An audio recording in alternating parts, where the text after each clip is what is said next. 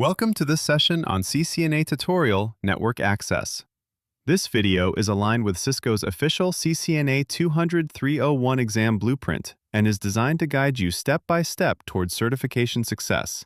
Section 2.2 Interswitch Connectivity. In this section, we move deeper into network access by focusing on how switches communicate with each other.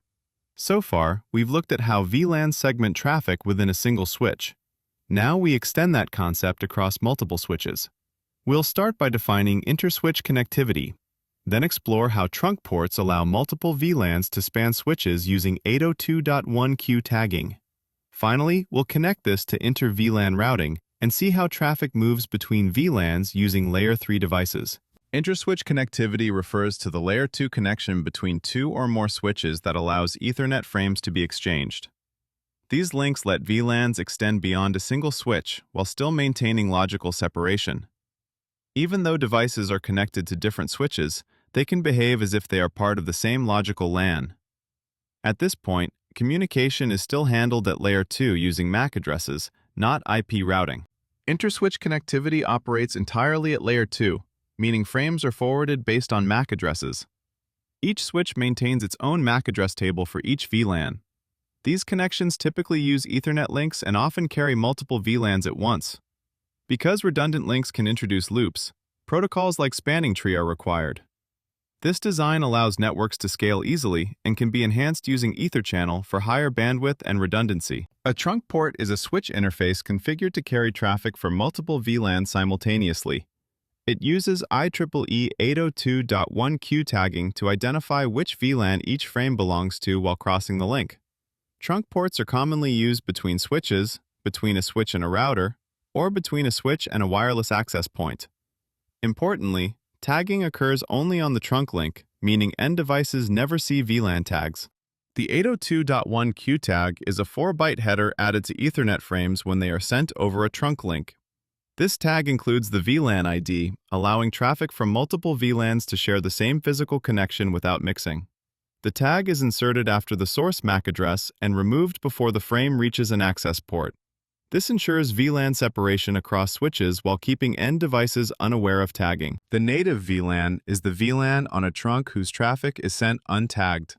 By default, this is VLAN 1, but it can be changed for security or design reasons.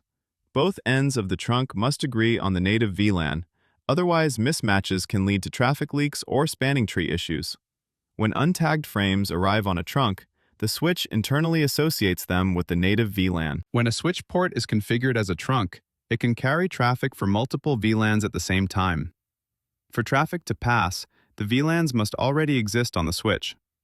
Trunks are most often used for switch-to-switch and switch-to-router links. To configure a trunk port, we enter configuration mode, select the interface, and explicitly set it to trunk mode so it can carry multiple VLANs.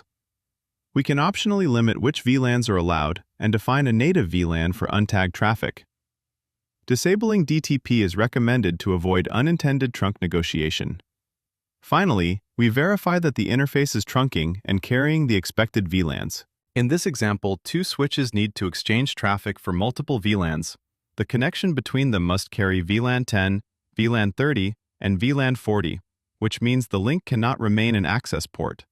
Our goal is to verify the current interface state and then configure the link as a trunk, so all required VLANs can traverse the connection correctly. Before making any changes, we first verify the current interface configuration.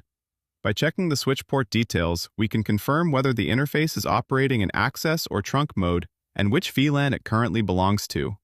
This step ensures we understand the starting point and helps prevent configuration mistakes. Next, we enter configuration mode and select the interface connecting the two switches. The port is explicitly set to trunk mode so it can carry multiple VLANs. We then restrict the trunk to only VLANs 10, 30, and 40, set the native VLAN, and disable DTP to prevent unintended trunk negotiation. This ensures the trunk behaves predictably and securely. Finally, we verify the trunk configuration. The output confirms that the interface is trunking, shows the encapsulation type, identifies the native VLAN, and lists the VLANs allowed on the trunk. Seeing VLANs 10, 30, and 40 listed confirms the trunk is configured correctly and ready to carry traffic. In this scenario, We're using a Layer 2 switch to split the network into VLAN 10 and VLAN 20. Each VLAN is its own broadcast domain, so devices can only communicate with other devices in the same VLAN. Since there's no Layer 3 device in place, traffic can't move between VLANs. This makes it clear why routing is necessary whenever devices in different VLANs need to talk to each other. VLANs create separate Layer 2 broadcast domains, which means devices in different VLANs cannot communicate using switching alone. Inter-VLAN routing allows traffic to move between VLANs by introducing a Layer 3 device. This preserves segmentation while enabling controlled communication. Inter-VLAN routing improves security, scalability, and flexibility, and it is a fundamental requirement in almost every real-world network. We've already covered using a router with multiple interfaces. Now we'll look at the other two common options, router on a stick and inter-VLAN routing on a Layer 3 switch to enable inter-VLAN communication. Router on a stick is an inter-VLAN routing method that uses a single physical router interface configured with multiple sub-interfaces. The switch to router link is a trunk, and each sub-interface handles traffic for a specific VLAN. Each sub-interface is assigned an IP address that acts as the default gateway for that VLAN. This design is cost-effective but limited by the bandwidth of the single trunk link. In this example, we use router on a stick to enable inter-VLAN routing. The router has only one physical interface available, so we must use a trunk link and multiple sub-interfaces. Each VLAN will use a separate sub-interface on the router, allowing traffic to be routed between VLAN 10 and VLAN 20. We begin on the switch by configuring the interface connected to the router as a trunk. This allows traffic from multiple VLANs to reach the router over a single link. We also specify which VLANs are allowed on the trunk and configure the native VLAN. This step ensures the switch is correctly prepared to forward VLAN tag traffic to the router. Next, we move to the router. Instead of configuring access or trunk modes, we create sub-interfaces under the physical interface. Each sub-interface is configured with 802.1q encapsulation and an IP address. These IP addresses become the default gateways for devices in each VLAN, allowing the router to route traffic between them. To verify the configuration, we check the router's interface status. The output shows the physical interface and each sub-interface in an up state, confirming that the router is ready to forward traffic between VLANs. At this point, devices in VLAN 10 and VLAN 20 should be able to communicate. A Layer 3 switch can perform inter-VLAN routing internally using switch virtual interfaces, or SVIs. Each VLAN has a corresponding SVI with an IP address, and routing occurs directly in hardware. This approach removes the need for an external router, eliminates trunk bottlenecks, and scales efficiently. To enable this functionality, IP routing must be turned on. In this scenario, inter-VLAN routing is performed directly on a Layer 3 switch.